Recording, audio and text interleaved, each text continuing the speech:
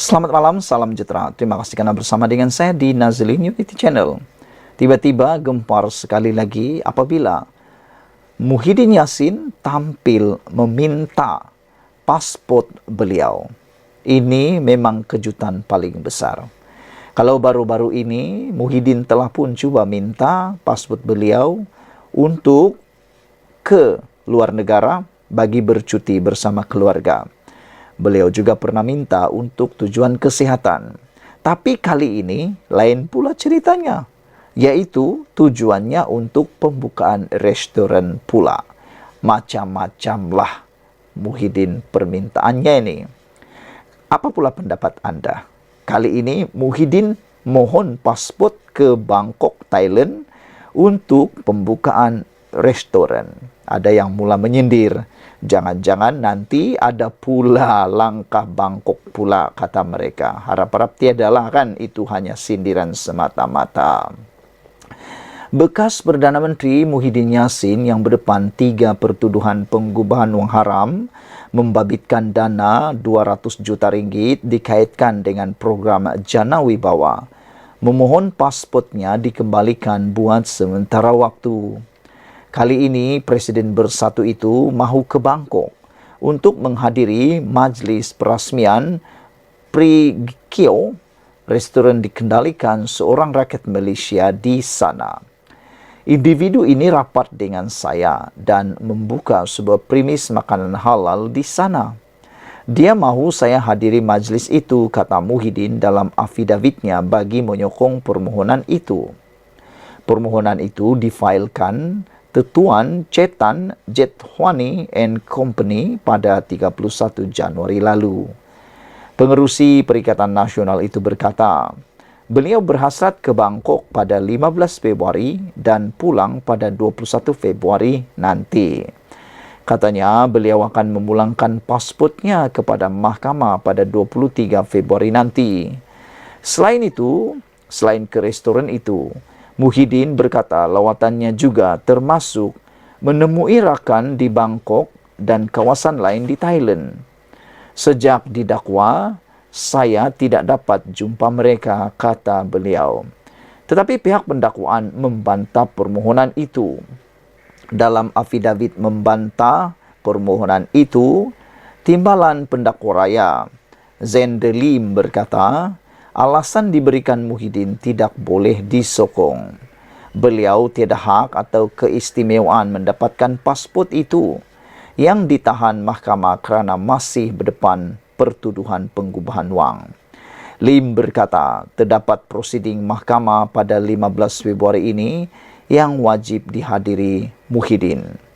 Beliau tahu perkara ini tetapi masih menempah tiket penerbangan ke Bangkok. Hakim Mahkamah Session Azura Alwi dijadualkan mendengar permohonan bagi pihak pendakwaan untuk menangguh semua prosiding berhubung pertuduhan pengubahan wang haram sementara menunggu rayuan berkaitan pada tarikh itu. Hakim kini menetapkan permohonan Muhyiddin untuk mendapatkan pasportnya bagi pendengaran pada hari sama. Pada 29 November lalu, Azura membenarkan Muhyiddin mendapatkan pasportnya buat sementara bagi membolehkannya bercuti bersama keluarga di London dan menjalani pemeriksaan kesihatan di Singapura. Pasport Muhyiddin diserahkan kepada mahkamah selepas beliau didakwa atas pertuduhan salah guna kuasa dan pengubahan wang tahun lalu. Beliau membayar jaminan 2 juta ringgit. Ogos tahun lalu, Mahkamah Tinggi membatalkan 4 pertuduhan salah guna kuasa terhadapnya atas alasan ia kabur, cacat dan tidak berasas kerana tidak menyatakan butiran kesalahan dilakukan. Pihak pendakwaan merayu terhadap keputusan itu di Mahkamah Rayuan yang akan mendengarnya pada 28 dan 29 Februari ini. Sekian dulu untuk kali ini. Jangan lupa tinggalkan komen Anda, tekan butang subscribe. Kita jumpa lagi. Bye-bye. Selamat malam, salam sejahtera. Tiba-tiba kilang Khairul Aming di Kelantan undang persoalan netizen jika di mana dapat air bersih. Beberapa hari yang lalu, ramai yang kagum dengan kejayaan pengaruh media sosial Khairul Aming. Dia yang berjaya menjual 80.000 unit produk terbarunya, yaitu dendeng nyet berapi, dalam masa lebih kurang 3 menit sahaja. Namun pada masa yang sama, ada juga warganet yang ingin tahu dari mana kilang Khairul Aming di Kota Bahru, Kelantan mendapat sumber air bersih. Ini karena kita sudah maklum bahwa sumber air bersih di Kelantan memang bermasalah di sesetengah tempat. Ada warganet yang menganggap bahwa Khairul Aming mungkin telah memasang penapis air berkualiti tinggi di kilangnya. Selain itu, ada juga yang menyatakan bahwa tidak semua kawasan atau daerah di Kelantan mengalami masalah air kotor karena terdapat kawasan yang airnya bersih. Untuk pengetahuan semua, kebanyakan penduduk di Kelantan juga menggunakan air telaga tiub atau air boring untuk mendapatkan air bersih di rumah masing-masing. Dipetik daripada inforakyat.com. Sekian dulu untuk kali ini. Kita ucapkan tahniah kepada Khairul Aming kerana menjadi pempengaruh yang paling berjaya di TikTok. Beliau mencipta rekod dalam masa lebih kurang 3 menit saja. Beliau berjaya memperoleh menjual produk 80.000 unit dengan nilai lebih 1 juta ringgit. Sekian dulu untuk kali ini. Jangan lupa tekan butang subscribe. Kita jumpa lagi. Bye-bye. Selamat petang, salam sejahtera. Terima kasih karena bersama dengan saya di Nazlin Unity Channel. Hari ini kita dapat kejutan. Tun Mahathir dapat kejutan. Anak-anak Mahathir dapat kejutan. Apabila SPRM mengumumkan keputusan ini, SPRM nyatakan belum terima notis pengisytiharan harta anak Tun Mahathir.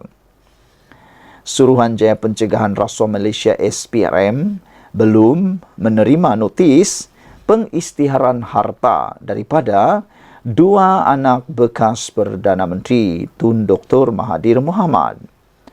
Ketua Pesuruhjaya SPRM Tan Sri Azam Baki berkata pihaknya sudah menyerahkan notis mengikut Seksyen 36 Akta SPRM 2009 kepada Mirzan dan Tan Sri Mokzani bulan lalu. Bagaimanapun, sehingga kini, kata SPRM, mereka masih menunggu notis pengisytiharan daripada 2 ahli perniagaan terbabit. Kalau tidak membuat pengisytiharan dalam tempoh yang ditetapkan, mereka boleh dituduh gagal mengisytiharkan harta. Saudara-saudara, tetapi mereka boleh membuat permohonan selepas tempoh yang diberikan tamat, iaitu pertengahan bulan ini, katanya pada sidang media selepas program Cakna Rasuah bersama pengamal media Sarawak di sini hari ini. Turut hadir pengarah SPRM Sarawak, Datuk Muhammad Zaki Hassan, dan pengarah bahagian komunikasi strategik SPRM Kamaruddin M. Ripin. Azam berkata, banyak perkara lain di dalam skop siasatan kes berkenaan dan pengisytiharan harta adalah salah satu daripada proses siasatan. Ini bermakna pendakwaan terhadap mereka lambat lagi kerana kita perlu melengkapkan siasatan dulu, katanya. Pada 18 Januari lalu, SPRM menghendaki Mirzan mengisytiharkan segala aset ahli dan tidak ahli yang berada dalam pegangannya, sama ada di dalam atau di luar negara, dalam tempoh 30 hari dari notis tarik notis. Mokzani pula disiasat mengikut Akta SPRM 2009 dan Akta Pencegahan Pengubahan Wang Haram, Pencegahan Pembiayaan Keganasan dan Hasil daripada Aktiviti Haram 2001. Sekian dulu untuk kali ini. Jangan lupa tinggalkan komen Anda, tekan butang subscribe. Kita jumpa lagi. Bye-bye. Selamat malam. Habislah kali ini, kata netizen. Ini apabila SPRM umumkan Perdana Menteri yang dahulu, Menteri Keuangan dahulu, yang terbabit kes Spanco akan disiasat. Itu sebabnya ramai netizen kata, habislah kali ini. Semua yang terbabit dalam membuat keputusan penganugerahan kontrak perolehan syarikat, membekal dan menguruskan kenderaan kerajaan Spanco Sendirian Berhad Spanco sejak syarikat berkenan beroperasi pada tahun 1990-an akan dipanggil bagi membantu siasatan yang pastinya Perdana Menteri, Menteri Keuangan pada waktu itu bukan Perdana Menterinya Anwar Ibrahim, tetapi Anda tahu siapa Perdana Menteri pada waktu itu atau waktu selepas itu. Ketua Suruhanjaya Pencegahan Rasuah Malaysia SPRM, Tan Sri Azam Baki berkata, ia termasuk Perdana Menteri dan Menteri Keuangan ketika itu. Beliau berkata, keterangan daripada semua yang terbabit itu perlu bagi melengkapkan siasatan kes berkenaan. Kita akan panggil sesiapa sahaja yang membuat keputusan pada masa itu yang memutuskan untuk memberi projek kepada Spanco. Kita lihat sejarah penubuhan syarikat itu pada 1998 atau 1999. Jadi, sesiapa saja yang terbabit ketika itu termasuk Perdana Menteri dan Menteri Keuangan akan dipanggil untuk rekod kenyataan dan mengetahui apa yang mereka tahu berkenaan kes, katanya pada sidang media selepas program Cakna Rasuah bersama pengamal media di Sarawak di sini hari ini. Semalam, Perdana Menteri Datuk Seri Anwar Ibrahim menyifatkan kontrak perolehan Spanco hanya merugikan negara. Anwar berkata, beliau tahu kontrak terbabit juga tidak menyenangkan penjawat awam yang menggunakan kemudahan berkenan dan beliau tegas terhadap Spanco itu sejak menjadi Menteri Keuangan. Berita harian sebelum ini melaporkan SPRM menyiasat sebuah syarikat yang memperoleh kontrak membekal dan menguruskan kenderaan kerajaan. Difahamkan, SPRM sudah merakamkan keterangan beberapa saksi penting termasuk daripada agensi kerajaan dan individu daripada syarikat terbabit yang sebelum ini memperoleh kontrak membekal serta menguruskan flat kenderaan bernilai RM4.5 bilion. SPRM sebelum ini juga menyerbu kediaman dan syarikat ahli perniagaan berusia lingkungan 70-an serta merampas dokumen berkaitan keuangan bagi membantu siasatan yang menyebabkan pembekuan akaun bank seorang ahli perniagaan bergelar Tan Sri bernilai puluhan juta ringgit. Azam berkata, ketika ini tiada pendakwaan dijalankan kerana pihaknya masih dalam peringkat awal. Siasatan dan pegawai penyiasat masih memeriksa fakta kes. Isu ini yang dilaporkan kepada SPRM ialah apabila terjadi pertikaian selepas pembatalan kontrak pada satu syarikat, macam mana pula Spanco dapat kontrak dari dulu hingga sekarang? Itu fokus siasatan sekarang. Kita sudah memanggil lebih 20 individu dan juga sudah membekukan kira-kira 80 akaun syarikat serta individu berkaitan dengan kes itu, katanya lagi. Sebelum itu, Anwar Ibrahim melalui kenyataan media mengatakan bahawa Spanco hanya merugikan negara.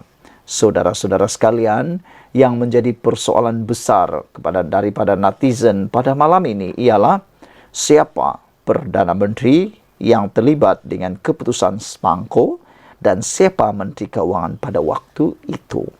Sekian dulu untuk kali ini. Jangan lupa tinggalkan komen Anda, tekan butang subscribe. Jumpa lagi. Bye-bye.